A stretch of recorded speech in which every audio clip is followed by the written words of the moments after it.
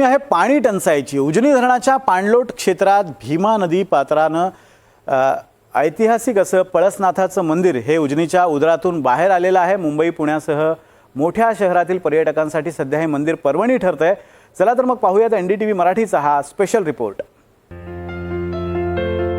पुणे सोलापूर राष्ट्रीय महामार्गावर इंदापूर पासून सुमारे 15 किलोमीटर अंतरावर सध्याच्या घडीला सगळ्यांनाच भुरळ पाडतंय एक प्राचीन मंदिर। भीमा नदीच्या चारही बाजूने पाण्याचा वेढा पडलेले हे मंदिर सर्वांच्या आकर्षणाचा केंद्रबिंदू ठरलंय। मात्र हे मंदिर गेल्या 49 वर्षांपासून पाण्यात लाटांशी झुंज देत होतं। हे ऐकून तुम्हाला आश्चर्याचा धक्का बसेल। उजनीच्या पायथ्याला भीमा नदी काठी वसलेलं इंदापूर तालुक्यातील पळसदेव गाव 1976-1977 साली उजनीच्या निर्मितीमुळे पळसदेवमधील पळसनाथाच्या या मंदिराला जलसमाधी मिळाली होती। आता उजनीनं तळ गाठल्यानं हेच ऐतिहासिक पळसनाथाचं मंदिर उजनीच्या उदरातून बाहेर आलंय।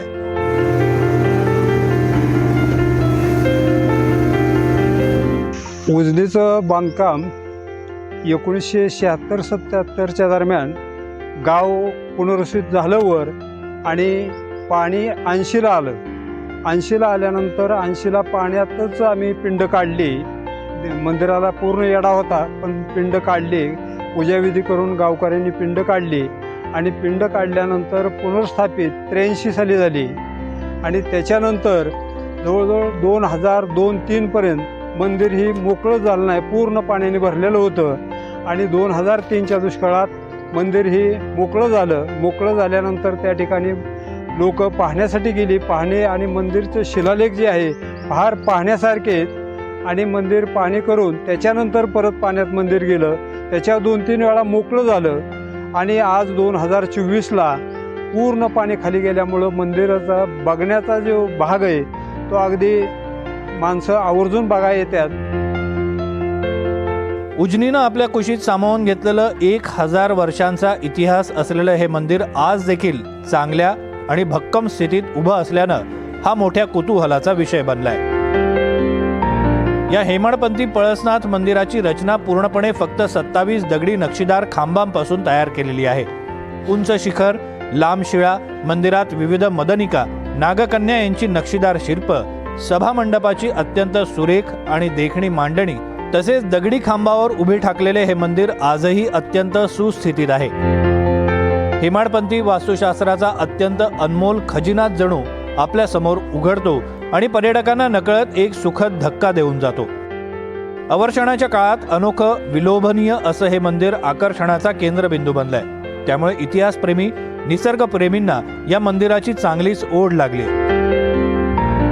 मी डॉक्टर चंचल दळवी, मी बारामती येथे 25 वर्षापासून राहते आणि ह्या प्राचीन मंदिराबद्दल, शिवमंदिराबद्दल मी खूप वर्षांपासून ऐकलं होतं, पण ते मंदिर बघण्याचा आज मला योग आला। आज आमच्याकडे पाहुणे आले, त्यांना दाखवण्यासाठी भिगवणला बोटिंग वगैरे छान असतं किंवा ह्या मंदिराबद्दल ऐकलं होतं, तर म्हटलं पाहुण्यांच्या निमित्ताने आपणही जाऊया, आपणही ते मंदिर बघूया। तर हे मंदिर म्हणजे स्थापत्यकलेचा एक अतिशय सुंदर नमुना आहे असं म्हणता येईल आणि आजूबाजूला पाणी आहे, बोटिंग करता येईल, फ्लेमिंगो आहेत थोड्या प्रमाणात। ॲक्च्युली जानेवारी-फेब्रुवारीमध्ये त्यांचं प्रमाण खूप असतं, हजारोंच्या संख्येने आपल्याला फ्लेमिंगो बघायला येतात। पुणेकर, मुंबईकर लोक इथे येऊन गर्दी करतात। पर्यटन प्लस मासे खाण्याचं त्यांचा उद्देश असतो। तर एक अतिशय सुंदर जागा आहे आणि हे मंदिर तर मला खूपच छान वाटलं, इथे येऊन खूप प्रसन्न वाटलं।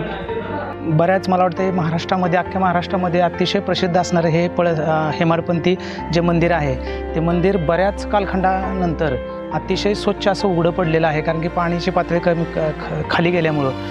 ज्यावेळेस मी इथं आलो त्यानंतर मला अतिशय आश्चर्य वाटलं की हजारो वर्ष हे जे मंदिर आहे पाण्याखाली राहूनसुद्धा ह्याची जी निर्मिती करण्यात आलेली आहे किंवा ह्याचं जे बांधकाम करण्यात आहे ते जसंच्या तसं जे टिकून आहे, म्हणजे पूर्वीच्या कालखंडामध्ये बांधकामं किती टिकाऊ स्वरूपाची आणि जे मटेरियल जे वापरलं जायचं ते किती एक जबरदस्त अशा प्रकारचं जे बांधकाम जे आहे ते बांधकामाला मटेरियल जे वापरलं गेलं होतं ते किती टिकाऊ होतं याची जाणीव झाली. विशेष म्हणजे हे जे मंदिराची जी जडणघडण आहे ते खूप प्राचीन आहे, हेमाडपंथी स्वरूपाचे आहे. शेकडो वर्षापूर्वीचं हे प्राचीन मंदिर गेली 45 वर्ष उजनीच्या पाण्यात जलसमाधी घेत आहे.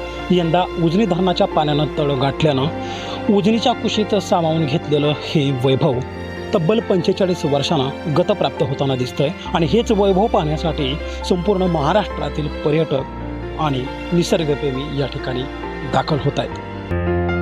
या अर्वाचीन मंदिरात आज देखील मूर्ती व बेल अशा पंचशाखा सुस्थितीत दिसून येतात. देवी देवतांच्या शिल्पकला त्या काळी केलेली अफलातून अप्रतिम कोरीव कामं करून त्याची केलेली जडणघडण खरोखरीच वाखाणण्याजोगी आहे. मात्र पर्यटकांकडून काही प्रमाणात याची नासधूस होते आहे. ती रोखून पुढच्या पिढीसाठी याचं जतन झालं पाहिजे अशी स्थानिकांची मागणी आहे. युवक म्हणून आमची मागणी या ठिकाणी अशी आहे की प्रशासनाने याच्यावरती एक समिती नेमून या मंदिराला एक चांगल्या प्रकारे जीर्णोद्धार कसा करता येईल किंवा मंदिर ज्या काळात उघडं पडते 2-3 महिन्यासाठी त्या दरम्यान मंदिराला एक सिक्युरिटी किंवा एक माणूस नेमून या संदर्भात जे हुलडबाज लोक आहेत यांना कुठंतरी दाबण्याचा प्रयत्न करून मंदिराचं विटंबना होऊ नये किंवा मंदिरावर जी लोक चढत आहेत यांना कंट्रोल करण्याचं काम या ठिकाणी प्रशासनाने करावं व याच्या संवर्धनासाठी पळसदेवमधील काही तरुण असतील किंवा पंचक्रोशीतील तरुण असतील आम्ही प्रशासनाला वेळोवेळी मदत करण्याचा प्रयत्न करू. पळसदेव इंदापूर नव्हे तर संपूर्ण महाराष्ट्राचं नावलौकिक करणारं हे प्राचीन मंदिर आता जगभर प्रसिद्ध झालंय. त्यामुळे या मंदिराला तुम्ही एकदा भेट द्याच. देवा राखुंडे, NDTV मराठी, पळसदेव इंदापूर.